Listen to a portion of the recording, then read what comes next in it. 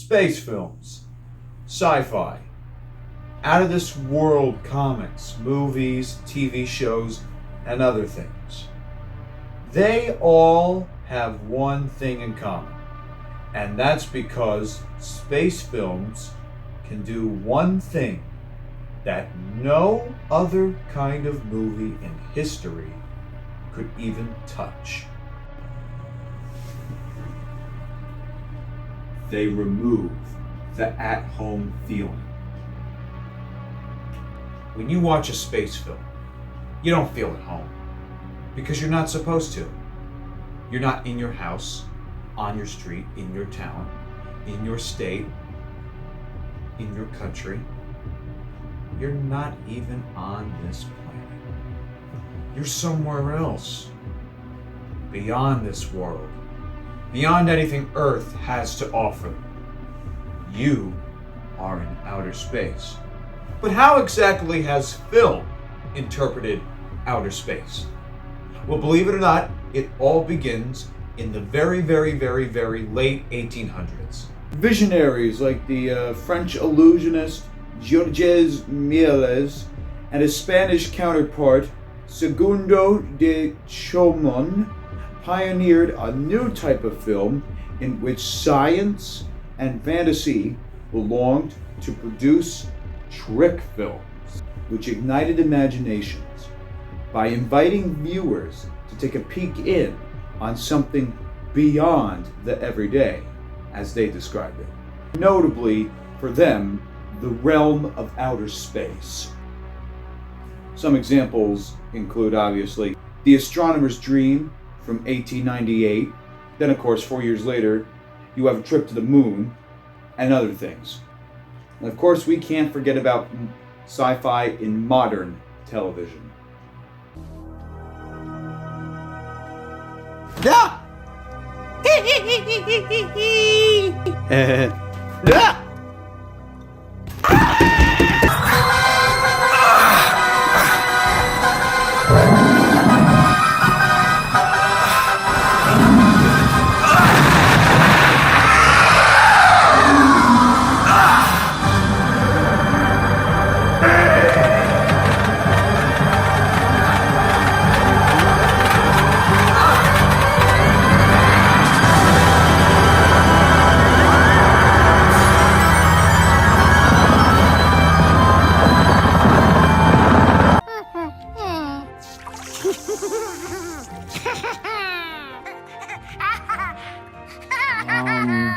Should George be doing that?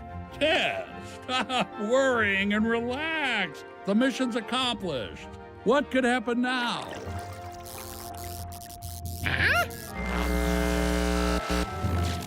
Uh-oh. Hey, we've got a problem here. What did you do? Nothing. I stirred the tanks. Whoa. Hey. This is Houston. Say again, please. Houston, we have a problem.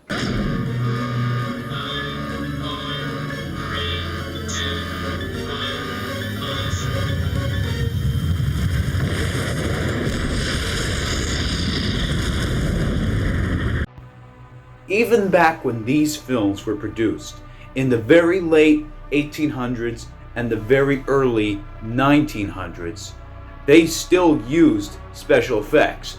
They may not be how we know them as today, but even these kinds of films had their own forms of stop motion and double exposure and reverse footage. To give you some more preface of some ideas, in Segundo de Chomón's silent film, A Trip to Jupiter, released in 1909, a king gets super fascinated about outer space after he spends a day with his royal astronomer.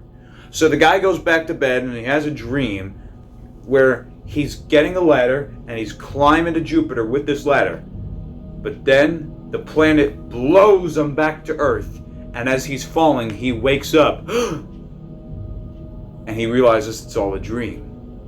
Then there's another example we have. An Impossible Voyage, released in 1904, actually depicts a train that can fly, and it can take passengers to the moon. And in A Trip to the Moon, an astronomer takes a rocket to outer space, being bullet-shaped, of course. Now, a lot of great film scholars, such as Barry Keith Grant, call these precursors to the sci-fi genre. They might be right. I wouldn't doubt them. I would not doubt them. Of course, changes in science and arts, especially world news regarding the trip to outer space, eventually down the line, changed and revolutionized film, especially in the sci-fi genre, by adding more information, more story, more ideas, because we've received new relevant information about someone actually going to the moon and someone actually leaving Earth.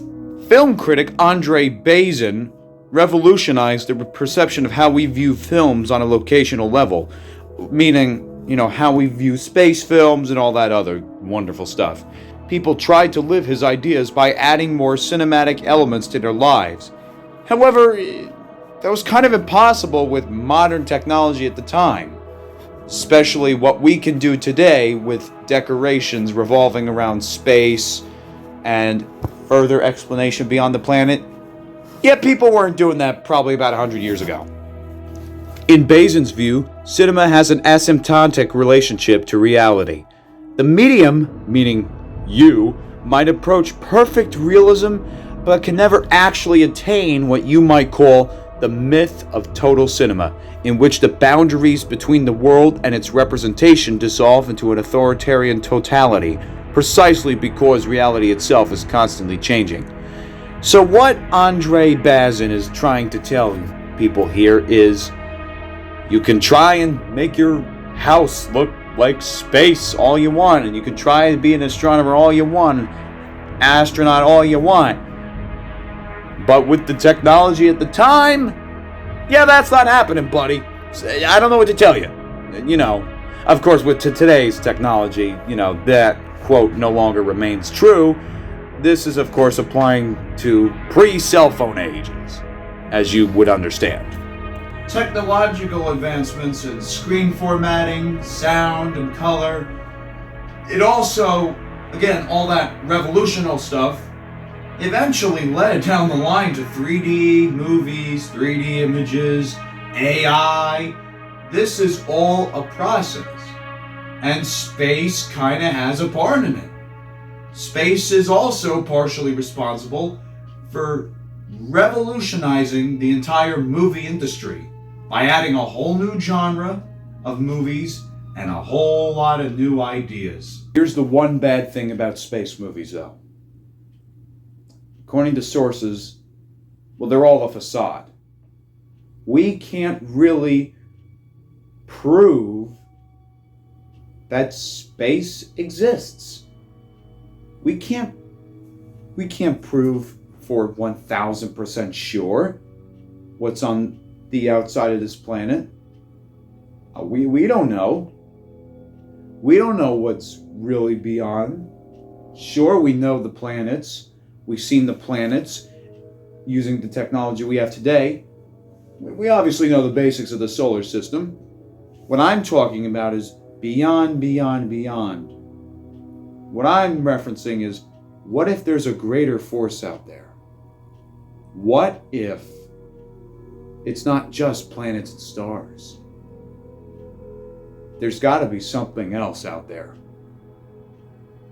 And unless we start going into outer space a little bit more, we're not going to know what it is. We're not going to know if there's anything else out there. Anything else that could possibly have a dictating in earthly events. So we'll have to wait and see. We'll have to wait for the course of science to allow the course of history to unfold and let the two combine, and we'll see what chaos goes on from there.